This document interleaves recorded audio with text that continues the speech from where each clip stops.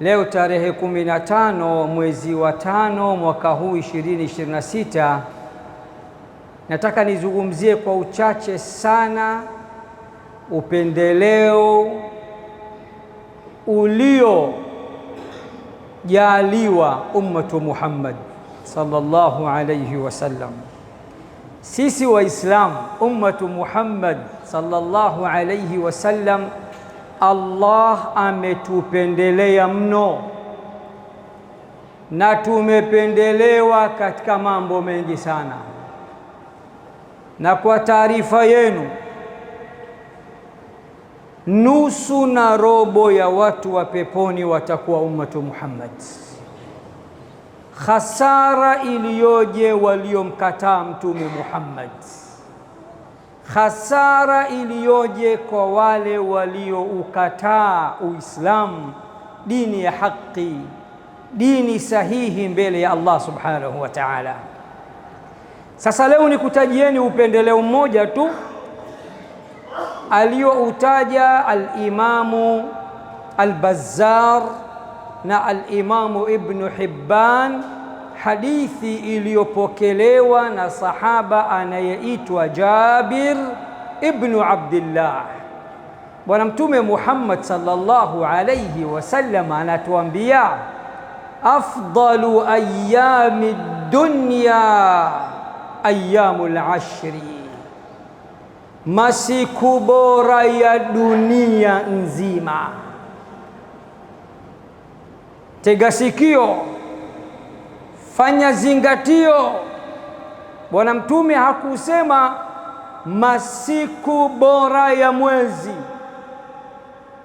wala hakusema masiku bora ya mwaka, wala hakusema masiku bora ya karne, bali kasema masiku bora ya dunia.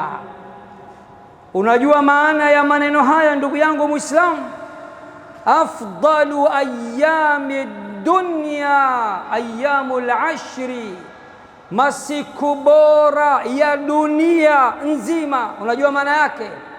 Maana yake, tangia dunia imeumbwa, siku ya kwanza ya dunia mpaka siku ya mwisho ya dunia, hakuna masiku yaliyopata kuwa bora isipokuwa ni masiku 10 ya mwezi wa Dhulhijja, masiku 10 ya mwezi wa mfungo 3. Subhanallah. Na hayo ndo masiku ambayo Allah kwa utukufu wake na uzito wake amepata kuyapia. Ulama tauhid wanatuambia, al-adhimu la yuqsimu illa bi'adhim, siku zote mkubwa haapi illa kwa jambo kubwa. Siku zote mtukufu Allah haapi illa kwa jambo tukufu. Allah ameapa katika suratul Fajri. Khatibu wetu ametusomea hii aya. Mimi na wewe hii sura tunaisoma mara kwa mara, lakini bahati mbaya, afala yatadabbaruna alquran. Wana nini hawa Waislamu? Hawataki kuizingatia Quran. Allah anasema, bismillahir rahmanir rahim,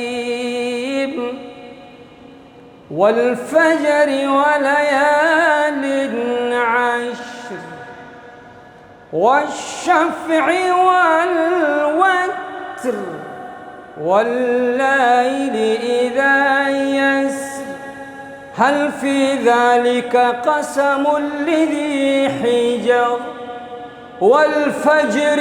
Ninaapa kwa alfajiri maalum.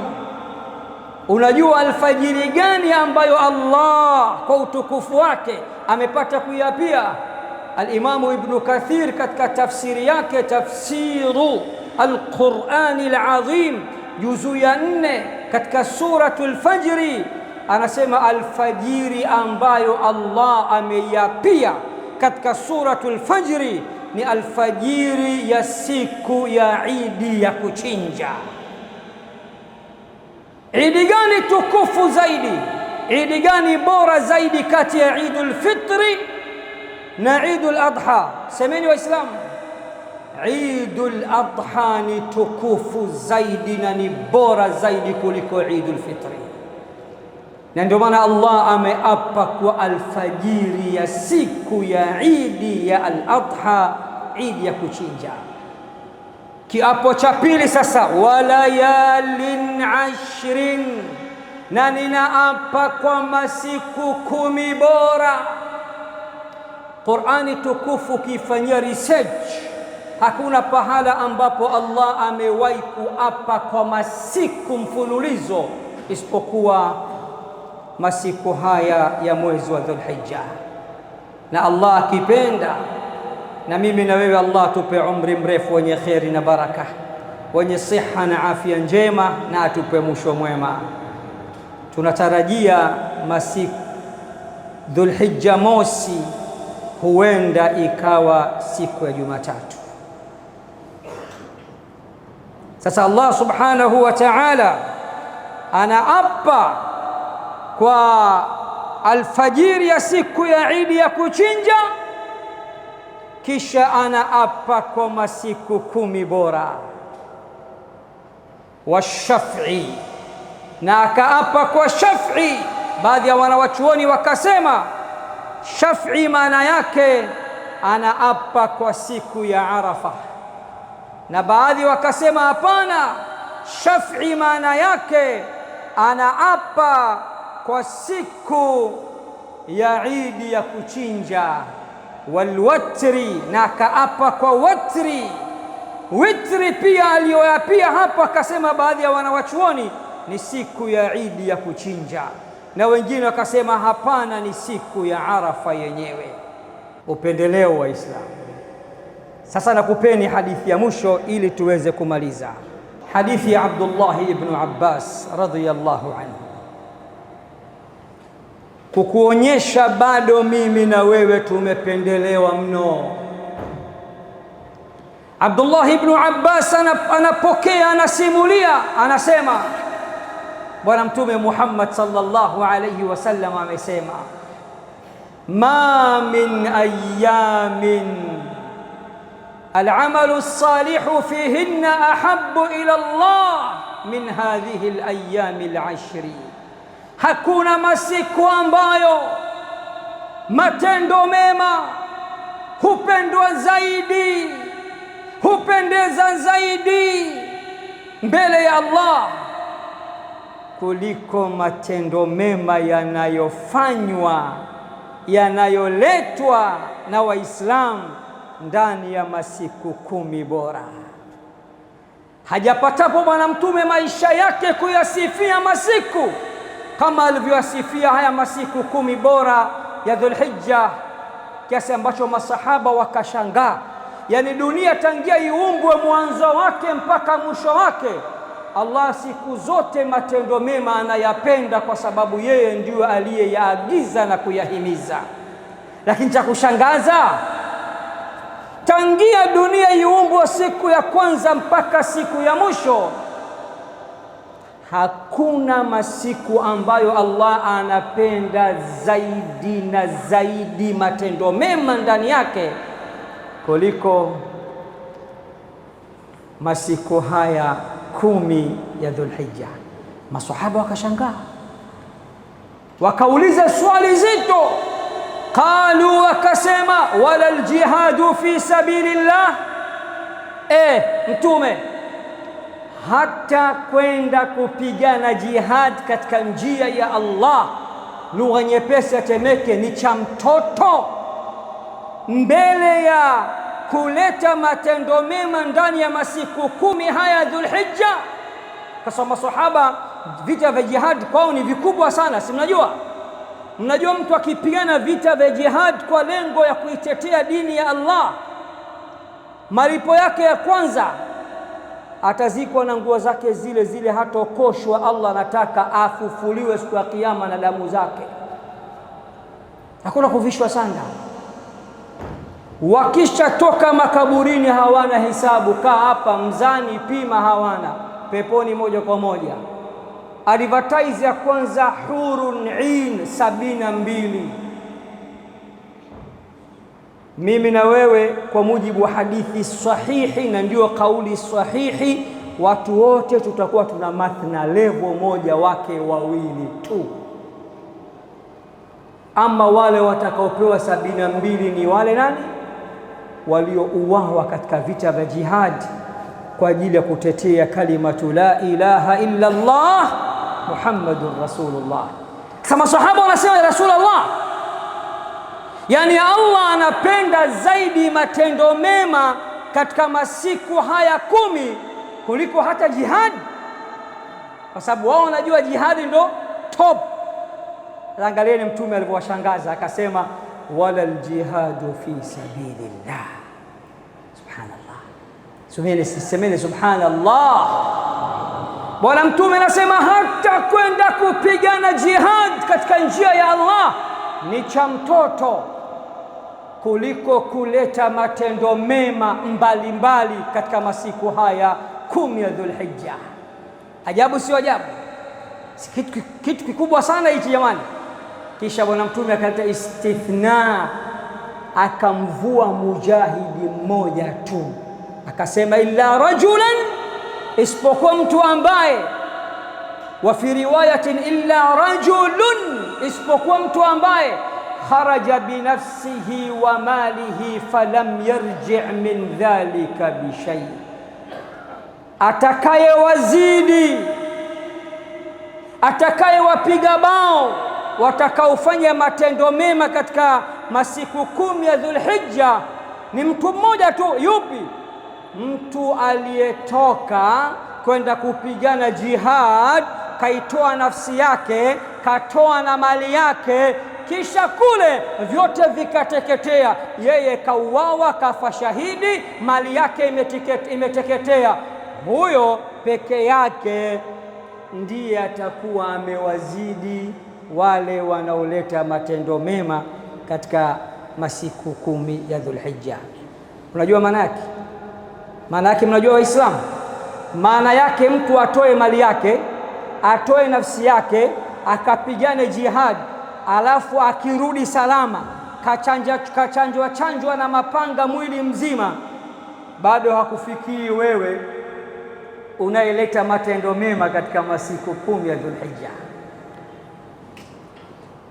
Kumbe wakati gani wewe huwezi kumfikia yule? Wakati gani?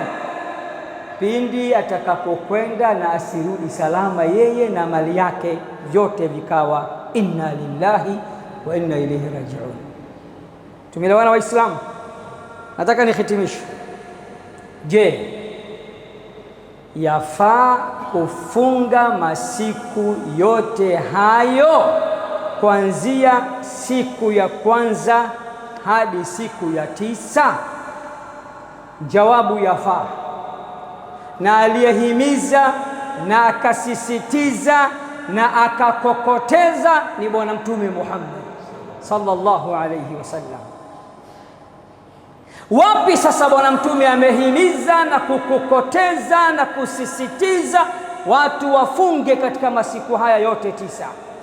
Hadithi hii niliyowasomea ya Abdullah ibn Abbas aliyoipokea al-Imamu al-Bukhari na al-Imamu Muslim, iliyosema ma min ayamin al-amalu as-salihu fihinna ahabbu ila Allah min hadhihi al-ayami al-ashri, hakuna masiku ambayo matendo mema hupendwa zaidi, huvutia zaidi, hufurahisha zaidi mbele ya Allah kuliko masiku haya 10 ya Dhulhijja. Bwana Mtume akasema matendo, twende pamoja, akasema matendo, manake tendo lolote jema katika masiku haya 10 yanapendwa zaidi na Allah, si ndivyo? Na kuulizeni swali, funga ni katika matendo mema au si katika matendo mema? Ni katika matendo mema. Kuna watu sasa waliodata na wakajizima data, wanasema msifunge. Kwa nini? Haijathibiti kwa Mtume kufunga masiku yote. Mtume alifunga siku moja tu ya 9, siku ya Arafa. ushahidi wenu hadithi ya bibi Aisha. Haya, bibi Aisha kasemaje? Kwani ma raaitu rasulallahi sallallahu alayhi wasallam saiman qattu al-ashra.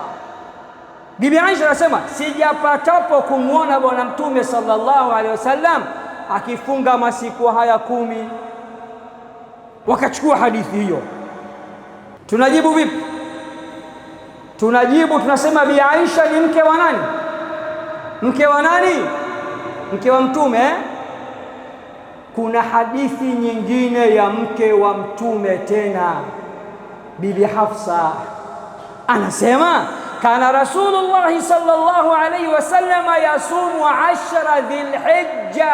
Bwana mtume sallallahu alayhi wasallam alikuwa akifunga masiku 10 ya Dhulhijja. Kwa hiyo hapa pana wake wangapi?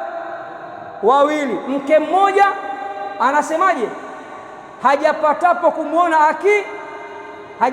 kumwona mtume akifunga masiku haya, sio? Mke wa pili kasemaje? Mtume sallallahu alayhi wasallam alikuwa akifunga masiku haya.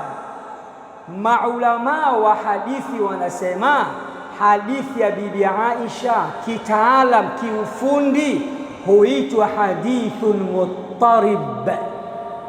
Hadithun muttarib hadithi gani?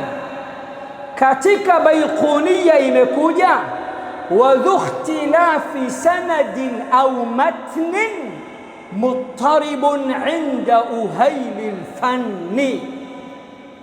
Na hadithi yoyote ambayo patakuwa ndani yake pana ikhtilafu katika sanadi yake, katika matni yake, ni hadithi muttarib mbele ya mafundi wa hadithi.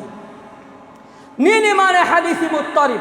Hadithi muttarib maana yake ni hadithi iliyopokelewa na huyu kwa njia zake, kisha mwingine naye kaipokea kwa njia zake, alafu hadithi hii moja hawapokezi wanagongana na kutofautiana. Hii ndio maana ya hadithi muttarib.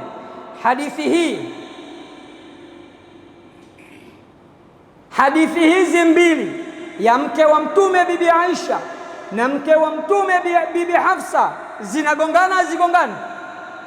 Zinatofautiana hazitofautiani? Bi Aisha kasemaje? Sijapatapo kumwona mtume sallallahu alayhi wasallam akifunga masiku 10. Bi Hafsa kasemaje? Alikuwa bwana mtume sallallahu alayhi wasallam akifunga masiku yote 9. Tayari hapa pana mgogoro, hakuna mgogoro? Tunarudi sasa kwa wanawachuoni mafundi wakubwa. Al-Imamu Nawawi anasema mtume alikuwa na wake wangapi? Si 9. Kaanza kwa Bi Aisha leo, anarudi kwa Aisha baada ya siku ngapi?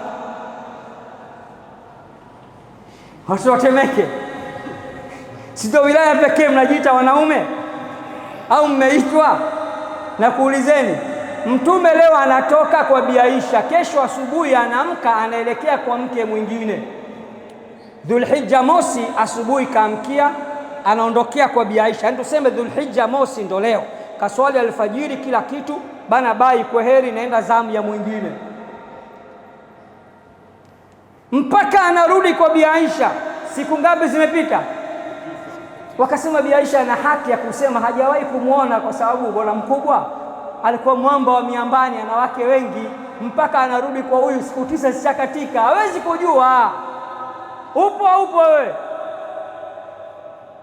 Lakini al-Imamu Ahmad ibn Hanbal anasema al-muthbitu yuqaddamu ala an-nafi. Siku zote watu wawili wakipishana, mmoja anathibitisha jambo, wa pili anakanusha jambo, yupi anayetangulizwa? Yupi anayetakiwa kusikilizwa, anayethibitisha au anayekanusha? Wakasema anayethibitisha atasikilizwa kuliko anayekanusha na kupinga. Kati ya bibi Aisha na bibi Hafsa yupi anayethibitisha ya kuwa bwana mtume alikuwa akifunga? Bibi Hafsa. Kwa hiyo Hafsa tunamtanguliza zaidi, na mama yetu Aisha tunampenda sana. Tunasema Aisha hujakosea, lakini mwamba wa miambani, kidume namba 1 duniani, bwana mtume Muhammad sallallahu alaihi wasallam, akitoka kwako Dhulhijja mosi, ulikuwa huwezi kujua kama amefunga, anarudi kwako siku ya Idi, siku 9 zishakatika. Na mtume wakati mwingine alikuwa na desturi nyumbani kwake, akiamka pango pakavu, tia mchuzi, hamna chakula. Usije ukajitia mjanja ukasema sasa mtume anaondokaje bila kunywa chai, angalau mandazi mawili na chai ya rangi. Mandazi kwanza hayakuwepo wakati huo, maana anaweza kutokea mtoto wa mjini akahoji, si ndio hivyo? Hasa mimi kujibu hapa, Bibi Aisha mwenyewe anasema miezi miwili mfululizo, wakati mwingine jiko tulikuwa hatuliwashi. Naomba nikuulizeni, nani ambaye hajawahi kuwasha jiko lake miezi miwili huko ndani? Afikikaa hapa maisha haya bora ufe tu. Mimi na bundu fungu la kukosa. Watu natoboa tukimaisha. Si wengine ndio hivyo kama unavyoona. Wewe ulipata shida kuliko mtume wewe. Bibi Aisha anaulizwa, sasa mlikuwa mpiki sasa mlikuwa mnaishi vipi? Kunna naishu bil aswadaini, tulikuwa tunaishi na vyakula viwili vyeusi, tende na maji. Mtume alikuwa anapiga ndefu miezi miwili mfululizo, chakula chake asubuhi, mchana, jioni, maji na tende. Wewe mtoto wa zama hizi sharobaro unaweza? Utajinyonga, imani yenyewe una. Ni mara ngapi mtume anatoka alfajiri msikitini anakuja kwa mkewe Aisha, Aisha nasikia njaa, hal indakum shay'un, mna chochote kitu? Aisha anajibu la, hapana wewe mtume, pango pakavu tia mchuzi. Mtume anatamka inni idhan saim, basi na waitu nimetia nia ya kufunga. Yani funga zake zingine alikuwa anafunga baada ya kukosa chakula. Funga za sunna hizo inakubalika hiyo, yani mpaka saa 6, saa 7, saa 8 hujatia chochote tumboni, unaweza kusema tu natia nia ya kufunga na kukubalika.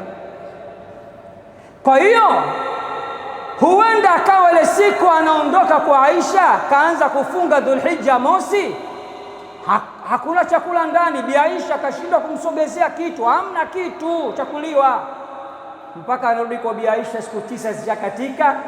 Aisha ana haki ya kusema sijapatapo kumwona, kwa sababu hakuwa kama mimi na wewe. Lugha ya vijana wa mjini, sisi wenye wake mmoja mmoja tunaitwa taa ya bajaji, taa ya pikipiki. Yeye alikuwa na wengi, leo kitoka kwa huyu anakwenda kwa huyu. Na hapa naomba nichomekee jambo, nyinyi mliooa nyinyi. Mtume sallallahu alaihi wasallam, hebu kwanza mswalie Mtume sallallahu alaihi wasallam. Leo si ndo zamu ya Bi Aisha, anamaliza pirika zake za kimaisha na za kidini. Jioni baada ya maghrib, baada ya Isha sana anarudi nyumbani. Alikuwa haendi kwa Bi Aisha mwenye zamu mpaka aende akawajulia hali wake zake wote. Anapita nyumba hadi nyumba nyingine, anawajulia hali. Nyumba moja wote, chumba kila mtu anawasalimia, alafu anaenda kulala kwa yule mwenye zamu. Tena riwaya zinaonyesha hatoi haki ya unyumba isipokuwa kwa yule mwenye zamu. So nyie zama hizi wenye wake wengi, nyie